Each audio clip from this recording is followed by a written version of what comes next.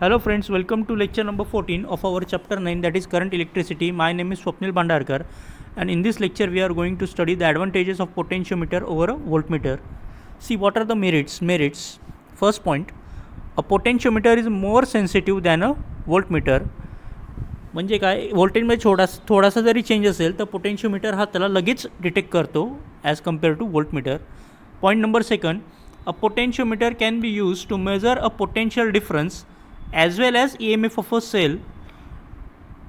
Full stop. A voltmeter always measures terminal potential difference, and as it draws some current, it cannot be possible to measure an EMF of a cell. आता voltmeter काय करतं की दोन पॉईंट्सच्या अक्रॉसचं potential difference ते major करतं, आणि voltmeter स्वतः काहीतरी करंट कन्झ्युम करत असतं त्या ठिकाणी, त्यामुळे त्याच्याने आपण accurate EMF of a cell देऊ शकत नाही. आणि as compare to voltmeter, potentiometer हे ॲक्युरेट EMF मेजर करण्यासाठी यूज होतं. C point number 3, measurement of a potential difference or EMF is very accurate in case of a potentiometer. A very small potential difference of order of 10⁻⁻⁶ volt can be measured with it. The least count of potentiometer is much better compared to that of voltmeter. ठीक आहे, आता आपण हे पोटेन्शियोमीटरचे advantages बघितलेत, म्हणजे merits बघितले over the voltmeter. आता या ठिकाणी पोटेन्शियोमीटरचे डिमेरिट्स. सर्वात मेन डिमेरिट्स आहे, potentiometer is not portable and direct measurement of potential difference or EMF is not possible. जसं मी तुम्हाला पोटेन्शियोमीटरची डायग्राम शेअर केली होती, ती 400 सेंटीमीटर वायरची लेंथ असते त्या ठिकाणी, आणि एवढा मोठा लाकडी बोर्ड असतो, त्यामुळे ते डिव्हाइस हे पोर्टेबल नाही आहे, आणि त्याच्याने दरवेळेस पोटेन्शियल डिफरन्स मेजर करण्यासाठी किंवा EMF मेजर करण्यासाठी दरवेळेस ते आपण वापरू शकतो, हे असं टेक्निकली काही पॉसिबल होत नाही. हा त्याचा मेन डिमेरिट आहे. त्यामुळे युजली लॅबच्या व्यतिरिक्त कुठंच ते वापरताना कोणीच दिसत नाही. ठीक आहे.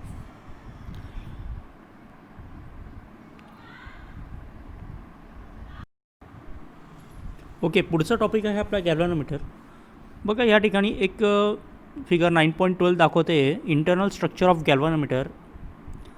आता या गॅल्व्हॅनोमीटरचं हे इंटरनल स्ट्रक्चर या ठिकाणी आहे. बघा, हे एक तुम्हाला एक क्यू शेपचं एक तुम्हाला मॅग्नेट दिसतं आहे, त्याला काय म्हणतो आपण, हॉर्स शू मॅग्नेट, आणि त्याच्यामध्ये एक कॉईल सस्पेंडेड आहे. त्या कॉईलला एक पॉइंटर अटॅच केलेला असतो, आणि तो पॉइंटर वरती एक मार्किंग असतं, कॅलिब्रेशन असतं, त्याच्या ॲक्रॉस तो पॉइंटर्स मूव होतो, सरकतो, आणि त्याच्या पॉइंटरच्या कॅलिब्रेशन अशा प्रकारे केलं असतं की जो करंट फ्लो होतो आहे तो ॲक्च्युअल करंट किती फ्लो होतो आहे त्या ठिकाणी आपल्याला रीडिंग घेता येतं. ठीक आहे. तर हे गॅल्व्हॅनोमीटर होतं. तर आपण आता डिटेलमध्ये ते रेडी करू. A galvanometer is a device use to detect a weak electric current in a circuit. It has a coil pivoted or suspended between a concave pole faces of a strong laminated horseshoe magnet. When an electric current passes through the coil, it deflects. The deflection is proportional to the current passing through the coil. The deflection of the coil can be read with the help of pointer attached to the coil. The position of the pointer on the scale provided indicates the current passing through the galvanometer or the potential difference across it. Thus, a galvanometer can be used as ammeter or voltmeter with a suitable modification. The galvanometer coil has a moderate resistance of about 100 ohm, and the galvanometer itself has a small current carrying capacity about 1 milliampere. तर ठीक आहे, आता हे आपण गॅल्व्हॅनोमीटरचं structure आणि त्याचं working पण त्या ठिकाणी पाहिलं की कसं काम करतं. ज्यावेळेस त्या कॉईलमधून करंट फ्लो होतो त्यावेळेस ती कॉईल ॲक्च्युअली एका स्ट्रॉंग मॅग्नेटच्या मध्ये सस्पेंडेड केली असते, त्यामुळे जेव्हा करंट फ्लो होतो तेव्हा किती प्रपोर्शनमध्ये किती प्रमाणात करंट फ्लो होतो आहे त्या कॉईलमधून त्याच्या अनुसार ती डिफ्लेक्ट होते किंवा ती तिची जागा चेंज करते. ती जेव्हा मूव होते किंवा ती जेव्हा सरकते किंवा रोटेट होते तर तिला जे पॉइंटर अटॅच केलेलं आहे ते सुद्धा सरकतं. जर जास्त करंट फ्लो झाला तर ते जास्त प्रमाणात ती कॉईल मूव होईल, जास्त प्रमाणात ती सरकेल, आणि त्या पद्धतीने तो पॉइंटरसुद्धा जास्त प्रमाणात त्या कॅलिब्रेटेड स्केलवरती सरकेल. आणि तो जितका जास्त सरकला तितका तो त्या पद्धतीने कॅलिब्रेट केला असतो की तो किती करंट फ्लो होतो आहे त्या पद्धतीने तो आपल्याला रीडिंग देतो. ठीक आहे. तर पुढचं टॉपिक आहे बघा आपला गॅल्व्हनोमीटर ॲज अन ॲमीटर. आता या ठिकाणी हेच गॅल्व्हनोमीटर. आता गॅल्व्हनोमीटर काय आहे, एक करंट सेन्सिंग डिव्हाइस आहे असं आपण म्हणू शकतो. आणि सर्किटमधला जो छोटा निग्लिजिबल करंटसुद्धा आहे तो सुद्धा गॅल्व्हनोमीटर मेजर करतो. आता ॲमीटर काय आहे, ॲमीटर हे ॲक्च्युअली एक करंट मेजर करणारं डिव्हाइस आहे. आता ॲमीटरमध्ये म्हणजे हे डेडिकेटेड डिव्हाइस आहे करंट मेजर करण्यासाठी ॲमीटर. आता ॲमीटर हे छोटा मोठा म्हणजे कमी प्रमाणातला करंटसुद्धा मेजर करू शकतं, जास्त प्रमाणातला करंटसुद्धा मेजर करू शकतो. तर ज्यावेळेस एक आपण ॲनालॉग ॲमीटर ज्यावेळेस कंपोज केलं जातं, बनवलं जातं, त्यावेळेस ॲक्च्युअली त्याचं जे म्हणजे मेन स्ट्रक्चर आहे ते मेन स्ट्रक्चर मूव्हिंग कॉईल गॅल्व्हनोमीटरपासूनच इन्स्पायर्ड झालं आहे. म्हणजे गॅल्व्हनोमीटरपासूनच ते इन्स्पायर्ड झालं आहे, फक्त त्याच्यावर थोडासा मॉडिफिकेशन असतं. आता तेच आपण या ठिकाणी स्टडी करणार आहे, that is galvanometer as an ammeter. See here, let the full scale deflection current and the resistance of the coil G of moving coil galvanometer be IS and G. आता IS काय आहे की फुल scale deflection current आहे की ज्यावेळेस galvanometer maximum deflection दाखवतो आहे त्यावेळेस त्याच्यामधून जो करंट फ्लो होतो आहे त्याला आपण म्हटलं आहे फुल scale current, that is IS. आणि त्या गॅल्व्हनोमीटरमध्ये जी कॉईल असते तिचा जो रेझिस्टन्स आहे तिला म्हटलं आहे कॅपिटल G. आलं लक्षात. ही कन्सेप्ट या ठिकाणी महत्त्वाची की फुल स्केल डिफ्लेक्शन करंट काय आहे IS. आणि गॅल्व्हनोमीटरचा स्वतःचा इंटरनल रेझिस्टन्स म्हणता येईल, त्या कॉईलचा रेझिस्टन्स जो असतो तो आपण म्हटला आहे तिथं capital G. It can be converted into ammeter with a current measuring which is a current measuring instrument. It is always connected in series with a resistance R through which the current is to be measured. आता ज्यावेळेस कुठलंही ammeter असतं, कुठलंही current measuring devices असतात ते नेहमी सिरीजमध्ये connect होतात. एखाद्या सर्किटमध्ये किती करंट फ्लो होतो आहे तो करंट मेजर करण्यासाठी कुठलाही ॲमीटर आहे हे आपल्याला त्या सर्किटच्या सिरीजमध्ये जोडावं लागतं. ओके. बघा आता next, to convert a moving coil galvanometer in to an ammeter. जे काही रूल्स आहेत, काही नेसेसिटीज आहेत ते बघू. To convert and moving coil galvanometer in to an ammeter the following modifications are necessary. That is first, it's effective current carrying capacity must be increase to a desired higher value. त्याची जी current carrying capacity ती आपल्याला वाढवावी लागते desired higher व्हॅल्यूला. Second, it's effective resistance must be decreased. The finite resistance G of galvanometer when connected in series decreases the current through the resistance R which is actually to be measured. In ideal case an ammeter should have zero resistance. Third point, it must be protected from the possible damages which is likely due to the passage of an excessive electric current to be passed. आता ह्या ठिकाणी पहिला point बघा की त्याची जी current carrying capacity आहे ॲमीटरची ती आपल्याला वाढवावी लागते. आता तो एकटाच जर का फक्त सिरीजमध्ये जोडला तर त्याची जी कॉईल आहे ती एक थिन कॉपर वायर असते, तिच्यामधून हायर करंट पास होईल अशी तिची कॅपॅसिटी नसते, त्यामुळे तिची करंट कॅरिंग कॅपॅसिटी आपल्याला वाढवावी लागते. याच्यानंतर बघा नेक्स्ट, तर जेव्हा आपल्याला सिरीजमध्ये करंट मेजर करायचा आहे, करंट मेजर करायचा आहे त्यावेळेस जो इन्स्ट्रुमेंट आहे सिरीजमध्ये जोडतो आपण तो त्या सर्किटमध्ये त्याचा स्वतःचा इंटरनल रेझिस्टन्स ॲड करतो. त्याच्यामुळे त्याचा इफेक्टिव्ह रेझिस्टन्स हा आपल्याला डिक्रीज करावा लागतो.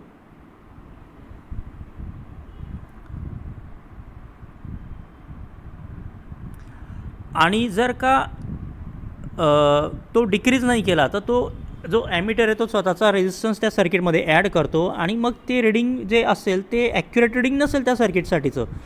त्याच्यामुळे जे आयडियल ॲमीटर आहे ते असं पाहिजे की जेणेकरून त्या ॲमीटरचा स्वतःचा रेझिस्टन्स हा झिरो आहे. पण टेक्निकली असं ॲमिटर बिल्ड करणं पॉसिबल नाही की त्याचा स्वतःचा रेझिस्टन्स 0 असेल. त्याच्यामुळे आपण त्या गॅल्व्हॅनोमीटरच्या अक्रॉस पॅरलमध्ये एक शंट रेझिस्टन्स ॲड करतो, ज्याच्या मदतीने त्या गॅल्व्हॅनोमीटरचा रेझिस्टन्स हा मिनिमम ठेवला जातो. ओके, म्हणजे तो सर्किटमधला करंट कन्झ्युम करत नाही, असा प्रयत्न केला जातो. This is the second point. ते पुढे आपण सगळं डिटेलमध्ये बघूच. See the point number 3. It must be protected from the possible damages which are likely due to the passage of excess electric current to be passed. आता त्या गॅल्व्हॅनोमीटरला protect करावं लागतं. ते प्रोटेक्ट कसं करतो आपण? स्पॅरलमध्ये रेझिस्टन्स ॲड करून, कारण की त्याची कॉईल जी असते ती थिन कॉपर कॉईल असते. तिच्यामधून जर जास्तीचा करंट फ्लो झाला तर ती कॉईल डॅमेज होऊन जाईल आणि तो गॅल्व्हॅनोमीटर परमनंटली डॅमेज होऊन जाईल. त्याच्यासाठी त्याला प्रोटेक्ट करावं लागतं. This is your third point. Okay, see then in practice this is achieved by connecting a low resistance in parallel with the galvanometer, which effectively reduces the resistance of galvanometer. This low resistance connected in parallel is called as shunt resistance S. This arrangement is shown in figure 9.13. आता बघा या फिगरमध्ये आता हा जो resistance R दाखवला आहे हा त्या सर्किटमधला लोड आहे. हा त्या सर्किटमधला लोड आहे. इथून आय हा करंट एंटर होतो. ओके, आता या ठिकाणी हा स्क्वेअरमध्ये जी अरेंजमेंट दाखवली आहे ती गॅल्व्हॅनोमीटरची अरेंजमेंट दाखवली आहे ॲज ॲन ॲमिटर. आता या ठिकाणी हा गॅल्व्हॅनोमीटर तुमचा इथं दाखवलेला आहे, आलं लक्षात? त्याच्यानंतर या गॅल्व्हॅनोमीटरला पॅरलमध्ये इथं शंट रेझिस्टन्स एस हा जोडलेला आहे.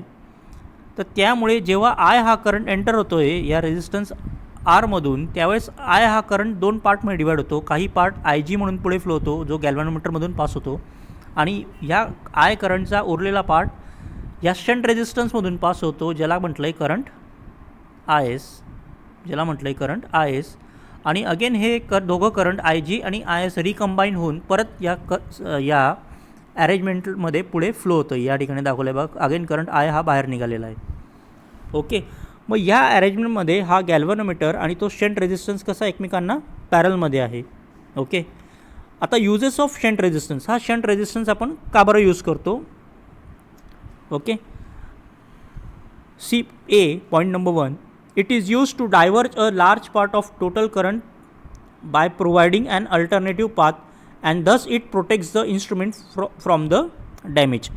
आता जास्तीतला जास्त करंट हा I S as a I S पुढे पास व्हावा आणि गॅल्व्हॅनोमीटरमधून करंट कमी करंट फ्लो व्हावा यासाठी याचा यूज केला असतो, जेणेकरून त्या गॅल्व्हॅनोमीटरची कॉईल वगैरे आपल्याला प्रोटेक्ट करायची असते आणि त्या इन्स्ट्रुमेंटला वाचवायचं असतं. ओके, गेलं. Okay, B. It increases the range of ammeter. आता करंट कॅरिंग ॲमिटरची जी करंट मेजर करण्याची जी रेंज आहे ती याच्यामुळे वाढते शंट रेझिस्टन्स ॲड केल्यामुळे, कारण की त्याच्यामधून जास्तीत जास्त करंट फ्लो होणार आहे. त्यामुळे ऑफकोर्स त्या गॅल्व्हॅनोमीटरची जी कॉईलची जी रेंज आहे ती त्यामुळे वाढून जाते. आता या ठिकाणी बघा point number C. It decreases the resistance between the points to which it is connected. तर ज्या पॉईंटच्या ॲक्रॉस आपल्याला करंट मेजर करायचं आहे या ठिकाणी, तर ह्या शंट रेझिस्टन्समुळे त्या दोन पॉईंटच्या ॲक्रॉसचा रेझिस्टन्स हा कमी होऊन जातो. आलं लक्षात? म्हणजे मी तेच सांगितलं तुम्हाला, जर का आपण फक्त गॅल्व्हॅनोमीटर एकटाच हा जर का त्या ठिकाणी ॲज अ ॲमिटर जोडला तर तो स्वतःच्या कॉईलच्या रेझिस्टन्समुळे तो परफेक्ट रिडिंग मोजू शकत नाही, कारण की तो करंट कन्झ्युम करतो आहे त्या ठिकाणी. आणि हे पॅरल अरेंजमेंटमुळे, शंटच्या पॅरल अरेंजमेंटमुळे काय होतं आहे त्या ठिकाणी, त्याचा इफेक्टिव्ह रेझिस्टन्स जो असतो तो कसा असतो, पॅरल कॉम्बिनेशनचा होऊन जातो. त्यामुळे ऑफकोर्स त्याचा इफेक्टिव्ह रेझिस्टन्समुळे काय होतं, त्या सर्किटमध्ये तो इफेक्टिव्ह रेझिस्टन्स असणार आहे तो काय होणार आहे, डिक्रीज होणार आहे. तर बघ हे सगळं आपण 11वीमध्ये पाहिलंच आहे. तर हा आपला पॉईंट नंबर सी या ठिकाणी क्लिअर झाला. The shunt resistance is calculated as follows. आता कॅल्क्युलेशन कसं केलं जातं त्या रेझिस्टन्सची व्हॅल्यूचं ते इथं आपण बघतो आहे. In the arrangement shown in the figure I G is the current flowing through the galvanometer. गॅल्व्हॅनोमीटरमधून जो करंट फ्लो होतो आहे तो हा आय जी फ्लो होतो आहे या ठिकाणी. Okay, therefore the current S is, आता टोटल करंट आय मधून आय जी गेला तर आपल्याला करंट आय एस मिळेल, तेच त्या ठिकाणी दाखवलं आहे बघा. Therefore the current flow through the shunt resistance S is I minus I G is equal to I S. Okay, since S and G are parallel, आता बघा शंट आणि गॅल्व्हॅनोमीटर हे कसे एकमेकांना पॅरल आहेत. देअरफोर आता ही सिलेक्ट असे केले जातात की गॅल्व्हॅनोमीटरचा इंटरनल रेजिस्टन्स आणि शंटची व्हॅल्यू जवळजवळ, शंटचा रेजिस्टन्स जवळजवळ सारख्या व्हॅल्यूचा असतील, त्यामुळे या ठिकाणी पॉवर बॅलन्स होतो आहे. That is therefore G into I G is equal to S into I S. म्हणजे गॅल्व्हॅनोमीटरमधून जो करंट फ्लो होत आहे तो करंट मल्टिप्लाय तो गॅल्व्हॅनोमीटरचा resistance G is equal to शंटमधून जो करंट पास होतो आहे I S into the value of shunt S. Okay, तर देअरफोर खाली बघा या ठिकाणी therefore G into I G is equal to S into in bracket बघितलं आपण I minus I G is the I S, त्याच्यामुळे त्या ठिकाणी आपण पुटअप केलं I minus I G. Next खाली बघा shunt value S is equal to त्या राईट हँड साईडच्या टर्मला आपण लेफ्ट हँड साईडच्या टर्मला आपण राईट हँड साईडच्या टर्मने डिवाईड केलं. That is S is equal to I G into G upon I minus I G. हे इक्वेशन बघा आपलं equation 9.13. The equation 9.13 is useful to calculate the range of current that the galvanometer can measure. तर किती करंटची range हा गॅल्व्हॅनोमीटर major करू शकतो ते आपण या इक्वेशनने देऊ शकतो किंवा प्रिडिक्ट करू शकतो. If the current I is N times the current S, if the current I is N times the current I G. आता ॲक्च्युअल सर्किटमधला जो करंट आहे हा समजा एन टाइम्स असेल, एन पट असेल, त्या गॅल्व्हॅनोमीटरमधून जो करंट फ्लो होतो आहे त्याच्या एन पट असेल तो, then I is equal to N multiply by I G. आलं लक्षात, कारण की टोटल करंटच्या तो इतके पट आहे म्हणून I is equal to n times I G. Using this in the above expression we get. मग बघा आपलं पुढचं वरचं एक्सप्रेशन काय होतं 9.13मध्ये काय मॉडिफिकेशन आहे, S is equal to G into I G आणि अपॉन खाली मग आयच्या ठिकाणी आपण पुटअप केलं आहे N I G minus I G. आता या इक्वेशनमध्ये आय जी जर आपण बाहेर काढला तर वरचा आय जी आणि खालचा बाहेर काढलेला आय जी हा कॅन्सल होईल, त्यामुळे आपल्याला इकडे मिळेल S is equal to G upon n minus 1.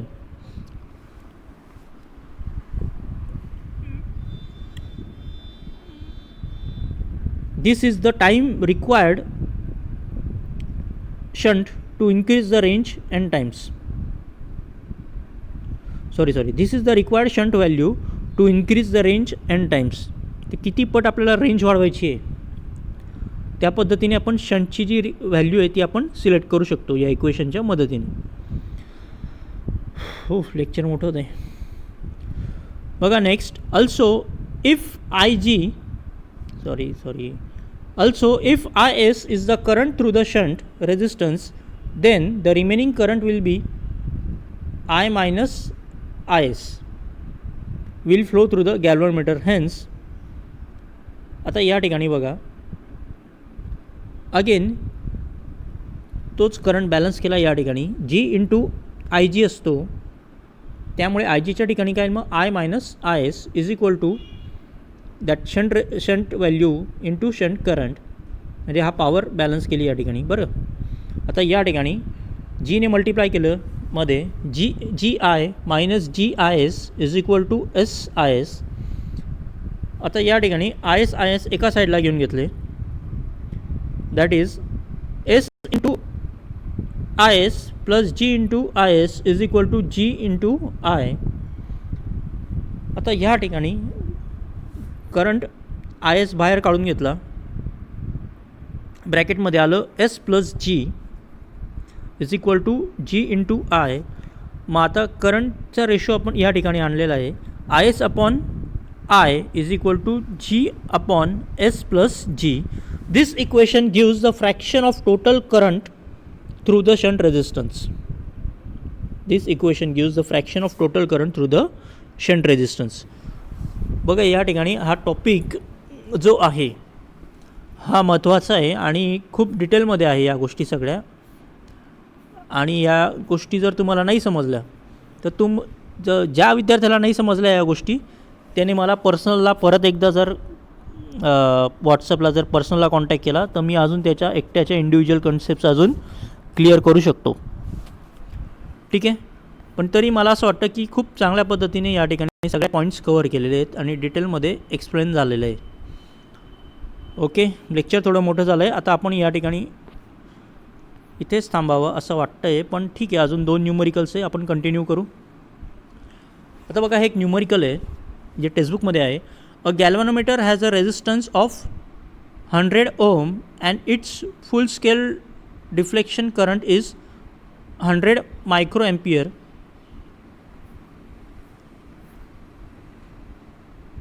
ठीक आहे थांबून जाऊ आपण.